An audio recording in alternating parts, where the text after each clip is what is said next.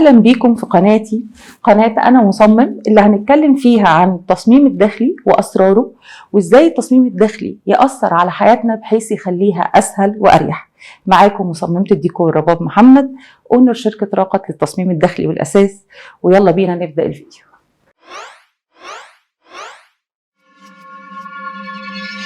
أول حاجة نتكلم عنها النهاردة هو إيه هو التصميم الداخلي؟ التصميم الداخلي هو علم الدمج بين الإبداع وبين معالجة الفراغ علشان يؤدي أفضل وظيفة مطلوبة منه. أخلي مش بس المكان التصميم الداخلي مش ذوق رفيع، هو طبعا ذوق رفيع، بس هو مش بس كده، مش مكان جميل، هو مكان جميل مناسب لأداء الوظيفة اللي مطلوبة منه. يعني لما أدخل أوضة النوم تكون أريح مكان بالنسبة لي علشان أهدى وأنام وأصحى في حالة صحية أفضل. لما أدخل غرفة الطعام وأبدأ آكل، المكان يكون فاتح للشهية بالنسبة لي ومريح طول فترة الأكل، فأقدر آخد الوجبة بتاعتي باستمتاع وراحة. لما أدخل غرفة المكتب تكون بالنسبة لي مصممة بطريقة تخليني أقدر أركز وأنجز العمل اللي مطلوب مني، وهكذا في كل فراغ بنتعامل معاه، سواء في بيوتنا أو في أي مكان خارج البيت في العمل أو حتى أثناء الشوبينج أو whatever أي مكان. طيب، علشان نعرف أكتر عن التصميم الداخلي ويكون التعريف اللي أنا قلته لكم ده واضح بالنسبة لكم أكتر، تعالوا أطرح عليكم شوية أسئلة، وطبعا أنا برضو اللي هجاوبها. هل تعرف أن التصميم الداخلي ممكن يساعدك على تحقيق راحة لجسمك أفضل وراحة نفسية أفضل لينا؟ تعرف ان التصميم الداخلي يقدر يوفر لك فلوسك على اللونج ران؟ تعرف ان التصميم الداخلي يقدر يزود مبيعاتك لو انت صاحب محل؟ تعرف ان التصميم الداخلي يقدر يزود لك انتاجيتك اذا انت صاحب مكتب او شركة؟ طيب خدوا دي بقى وهثبتها لكم بالدليل العلمي ان شاء الله. تعرفوا ان التصميم الداخلي ممكن يساعد المريض على انه صحته تتحسن؟ طبعا هتقولوا لي انت بقى علشان مصممة ديكور هتحسسينا انه التصميم الداخلي ده وكأنه سحر والمصمم الداخلي ده كأنه سحر. اطلاقا، احنا مش سحرة ولا حاجة، وهتلاقوني دايما وانا بلقي السؤال بقول انه تعرفوا انه التصميم الداخلي يقدر يساعدنا مش يقدر يحقق لنا. وخلينا نجاوب عن كل سؤال علشان نعرف اذا كان اجابة السؤال دي حقيقية فعلا او لا. أول سؤال كنا طرحناه إنه تعرف إنه التصميم الداخلي يقدر يساعدنا على تحقيق راحة أكبر لأجسامنا وتحقيق راحة نفسية أكبر.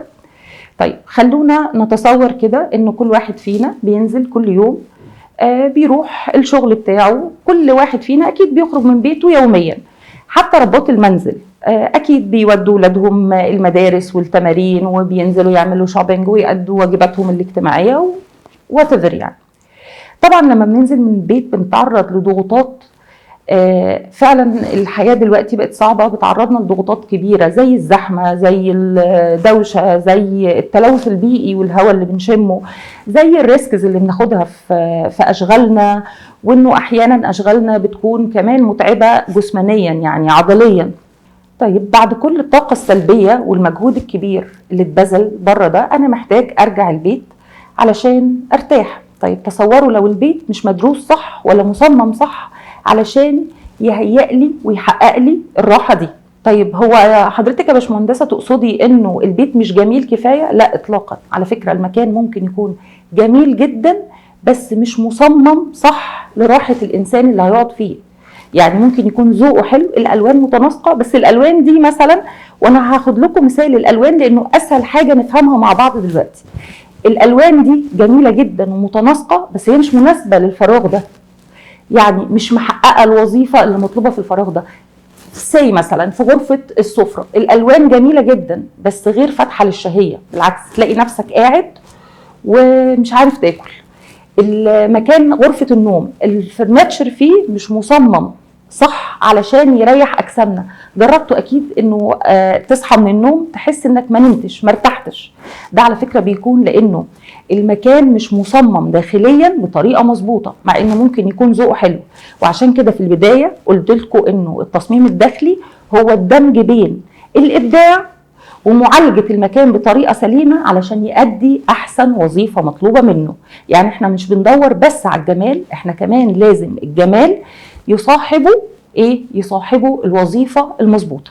زي ما تعرضنا لمفهوم ايه هو التصميم الداخلي تعالوا بقى نشوف ايه هو مفهوم البيت. البيت ليه مرادفات كتيره في اللغه العربيه، وعلى فكره كمان في الانجليش. يعني احنا في الانجليش بنقول هاوس او هوم، وفي العربي بنقول بيت او منزل او سكن. يعني ايه سكن؟ سكن جايه من سكون، يعني هدوء، يعني المكان اللي لازم يكون مكان لسكوني وهدوئي وراحتي، افرغ فيه الطاقه السلبيه اللي خدتها بره البيت علشان ابدا يوم جديد وانا مش مشحونه، ابدا استقبل تاني الضغوطات اللي هتبقى علينا، لان هي دي طبيعه الحياه. فالمفروض انه وانا بعمل تصميم داخلي للمنزل عندي اكون دارسه كل مكان فيه، مختاره الالوان الصح، مقاسات الفرنتشر الصح، توزيعه الصح، علشان يكون هو مكان الهدوء والراحه بتاعتي. طيب اذا انا نمت براحتي وكان المكان بالنسبه لي مريح، اعصابي ارتاحت، جسمي عضلات جسمي ارتاحت، هصحى تاني يوم قادره اشتغل وانجز تاني. ده بالنسبه لرد اول سؤال. نشوف بقى تاني سؤال. تاني سؤال كان تعرف انه التصميم الداخلي يقدر يساعدك على توفير فلوسك على المدى الطويل؟ التصميم الداخلي يقدر يساعدك على توفير فلوسك على المدى الطويل. المصمم الداخلي عارف ازاي. انا هديك مثال واحد، وهي في حاجات كتيره نقدر نوفر منها الفلوس على اللونج ران. المصمم الداخلي مثلا يقدر يتعامل مع النافذه او الشباك او الفتحه اللي بتوصل ما بين البيت وبره بطريقه تخليه يوفر لك الطاقه بتاعه الكهرباء المستخدمه مثلا في التكييف. هو عارف الفتحه دي ازاي، ايه هو نوع القطاع او نوع الشباك اللي يقدر يستخدمه بحيث ولا الحراره بتاعه بره بتاعه الشمس تدخل للبيت، ولا العكس انه الحراره بتاعه التكييف، بروده التكييف تتسرب لبره. طيب لو ده اتعمل باي شكل، اني حطيت القطاع الفلاني، وطبعا كل فتحه وكل اتجاه شمس ليه قطاع نقدر نستخدمه فيه. ده زي ما قلت لكم احنا بدأنا انه التصميم الداخلي علم مش بس ذوق رفيع. طيب اذا احنا مركبين شباك مثلا غلط، وده مثال واحد من امثله كتيره هنتكلم عنها بعدين ان شاء الله بالتفصيل. اذا احنا ركبنا مثلا قطاع لشباك غلط، فبالتالي على طول الحراره بتاعت بره بتتسرب لجوه والبروده بتتسرب لبره، التكييف عمال يشتغل ويسحب في كهرباء طول الوقت، فده بيخليك تدفع فاتوره كهرباء اعلى. طيب لو الفتحه دي اتعالجت من البدايه صح، ايه اللي هيحصل؟ اللي هيحصل اني هوفر في فاتوره الكهرباء على اللونج ران، ده هيوفر لي فلوسي. ده كان تاني سؤال معانا. ثالث سؤال معانا كان هل تعرف انه التصميم الداخلي يساعدك على انك تزود مبيعاتك لو انت صاحب محل؟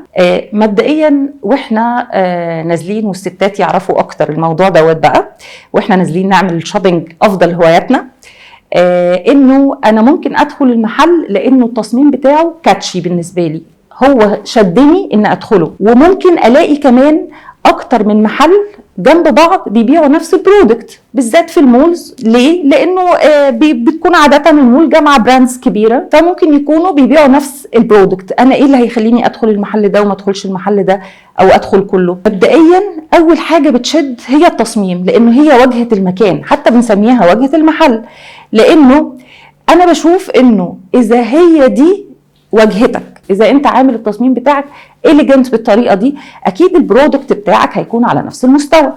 يعني هديكم مثال، في مثلا 2 محلات بتوع حلويات جنب بعض، والاتنين اسماء والاتنين جامدين جدا، وده مثال يعني من الحقيقه مش هقدر اذكر اسماء المحلات ولا مكانها. الاتنين براندز في مجال الحلويات، والاتنين ليهم نفس السعر.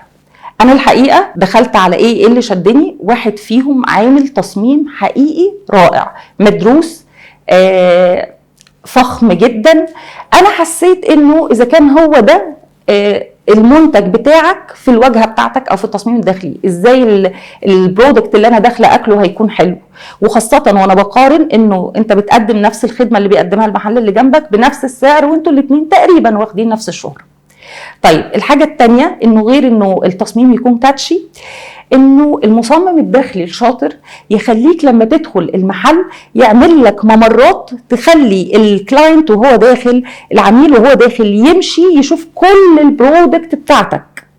يعني انا ممكن اكون داخله نازله النهارده عشان اشتري كذا، بس ممكن لما اشوف كل البرودكتس اللي في المكان افتكر ان انا كنت عايزه كذا، او يعجبني الكذا ده اللي على فكره ما كانش على بالي، بس انا لما شفته عجبني ولقيت سعره مناسبني جدا فاشتريه. اديكم مثال ده بالظبط زي ايه؟ زي ايكيا. هتقولي لي بس مش كل محلاتنا بمساحه ايكيا، بس هي احنا نقدر نكبر السكيل او نصغره.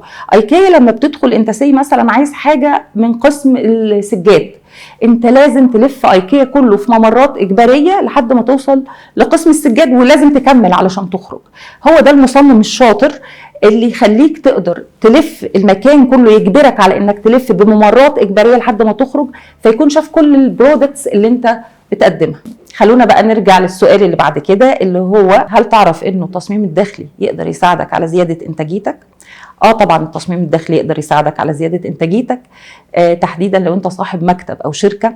طريقة اختيارك للفرنتشر بمقاساته المظبوطة اللي تريح الكرو بتاعك وهو بيشتغل، يعني ما يكونش محتاج ان كل شوية يقوم عشان يريح ظهره او رقبته او كده، وده يضيع وقت، يعني تفقد وقت من وقت العمل. لو هو بيشتغل وهو مرتاح هيقدر يأدي اسرع واحسن.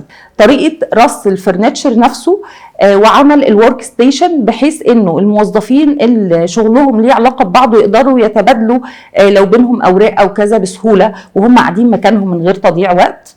طيب طريقه توزيع الاضاءه اللي تخلي الموظف وهو بيشتغل عينيه مش تعبان من الكمبيوتر ومش تايه ومركز كفايه علشان يقدر ينجز. والوان، حتى اختيارك لالوان المكان، في الوان محفزه على العمل وفي الوان بتهدي الاعصاب وتخلي الواحد ريلاكس كده ومش عايز يشتغل، هو مش في مود شغل دلوقتي.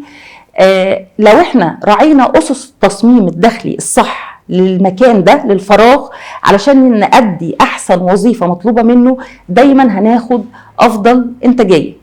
طيب يبقى معانا السؤال الأخير، هل تعرف إنه التصميم الداخلي يقدر يساعد المريض على إنه يحقق نسب شفاء أحسن؟ الإجابة نعم، وده مش كلامي وما ينفعش يكون كلامي، ده لازم يكون بحث مشترك ما بين مصممين داخليين وبين أطباء. طبعا اتعملت أبحاث كتيرة جدا على الموضوع ده، بس وأقدر أجيبها لكم، بس أنا الحقيقة ما عنديش عقدة الخواجة. انا هحط لكم في صندوق الوصف اللينك بتاع البحث اللي اتعمل في جامعة المنصورة على مستشفى الأورام. اتعمل ما بين مصممين داخليين وأطباء، شافوا تأثير التصميم الداخلي السليم وبتوجيه من الأطباء ازاي قدر المصمم الداخلي وبملاحظة من الأطباء يحقق نسبة شفاء أفضل للمرضى.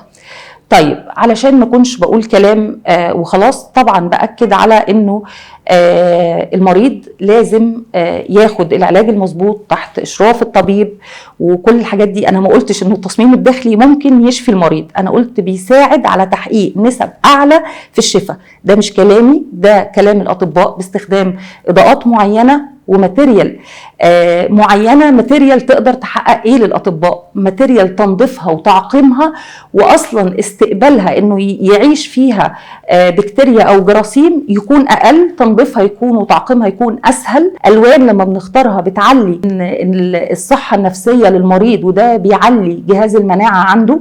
حاجات كتيره مش هقدر اقولها لكم هنا، بس تقدروا اللي بيحب القراءه والاطلاع يعني يقدر يرجع لللينك. لا، بالملاحظه انه الاماكن المدروسه صح في اختيار الماتيريال والاضاءه والالوان، المرضى فيها حققوا نسب شفاء اعلى مقابل المرضى اللي كانوا في غرف عاديه مش معالجه بالتصميم الداخلي.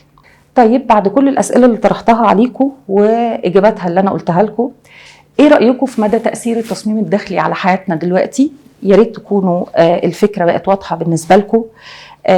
هنكمل بالتفصيل في الفيديوهات الجايه اسرار كتير من اسرار التصميم الداخلي ان شاء الله، يا ريت تتابعونا فيها. قبل ما ننهي الفيديو بتاع النهارده عايزه اقول حاجه مهمه، انه زي ما احنا محتاجين نعمل تصميم داخلي للفراغ اللي حوالينا، احنا محتاجين نعمل كمان تصميم داخلي لنفوسنا من الداخل. عايزين نشيل كل السلبيات اللي ممكن تأذينا وتأذي اللي حوالينا، ونحط كل الإيجابيات اللي ممكن تريحنا وتريح اللي حوالينا، علشان الراحة تكون جاية لنا من بره ومن جوه الاتنين. عايزة أقول لكم نصيحة في نهاية كل فيديو، إنه مثلا النصيحة بتاعت النهاردة إنه حدد هدفك وحدد قدراتك. لو أنت عايز حاجة اتأكد إنك هتقدر توصل لها، بس بتحديد قدراتك وتحديد خطة واضحة علشان تحقق اللي أنت محتاجه ده. ما تخليش حد يحبطك ويرجعك لورا ويقولك إنك مستحيل توصل لهدفك، ولا تخلي حد يضحك عليك ويعمل لك البحر طحينة ويستغل يستغلك ويستغل جهلك بالمنطقة اللي انت لسه عايز تروح لها او انك مش خبير كفاية فيها، فيستغلك فيضيع وقتك او يستغلك في الفلوس. ده ربطه ايه باللي انا كنت بقوله؟ كنت اقدر اقول لك انه هقدر اخليك مصمم داخلي في 10 خطوات او في 10 حلقات او whatever. انا مش هقدر اخليك مصمم داخلي، انما انا اقدر اساعدك علشان تبدأ، بس مش from scratch. تبدأ مثلا اذا قلنا ان انت عايز توصل لل10 من 10، انا اقدر اخليك تبدأ من ال5 من 10، لانه انا علشان ابقى مصممة داخلية، وده كان هدفي من البداية. انا بادئه بقالي سنين طويله، درست الدراسه الاكاديميه اللي تاهلني لكده، اشتغلت اثناء الدراسه كتير علشان اخد خبره واكون معارف، اشتغلت بعد كده في السوق كتير في مجالات متخصصه في المواد اللي بنستخدمها وفي مكاتب ديكور، اتعاملت مع عملاء كتير، نزلت مواقع كتير، واتعاملت مع موردين ومقاولين وصناعيه كتير، وغلطت كتير واتعلمت كتير، علشان في النهايه يجتمع العلم اللي انا درسته بالخبره اللي انا خدتها، فبقى زي ما انا واقفه بكلمكم عن التصميم الداخلي دلوقتي ومنتهى التمكن، لانها شغلتي بقالها سنين. طيب لحسن الحظ السوشيال ميديا دلوقتي تقدر توفر لكم جزء كبير من السنين اللي احنا قطعناها عشان نوصل للهدف ده. بس ما تخليش بقى حد يضيع وقتك ويفضل يقول لك انا اقدر اخليك تعمل كذا. لا، انت اللي لازم تعمل كذا بنفسك، انت اللي لازم تبحث وتدور، تتفرج على فيديوهات، وبعد ما يكون عندك خلفيه كويسه من الفيديوهات اللي هتشوفها واسرار كتير، تبدا ساعتها تقدر تاخد كورس تدفع فيه اوكي فلوس شويه، بس انت اوريدي داخله وانت فاهم اللي بيكلمك بيكلم واحد فاهم، وتشتغل وكذا، فتحقق اللي انت عايزه وتكون مصمم داخلي. وكمان انا عارفه انه مش كل اللي هيتفرج عليا عايز يكون مصمم داخلي، ده واحد ممكن يكون عايز بس يعمل بيته. انا في الحلقات الجايه هشرح لك هو ايه اهميه انك تتعامل مع مصمم داخلي، وعارفه انه مش دايما الناس بيتوفر لها الفكره دي، او ممكن يكون في خوف جواهم من انه دي تكلفه عاليه عليهم واعلى من البادجت بتاعهم وكذا. طيب انا كمان هقدر اساعدك ازاي تعمل بيتك، على الاقل نتفادى كل الاخطاء ونحط كل حاجة صح على ذوقنا وتريحنا وتكون مناسبة بالنسبة لنا في البيت ده. ما تنساش انك خليك مصمم على هدفك، وزي ما انا مصمم خليك انت كمان مصمم. اشوفكم الحلقة الجاية ان شاء الله.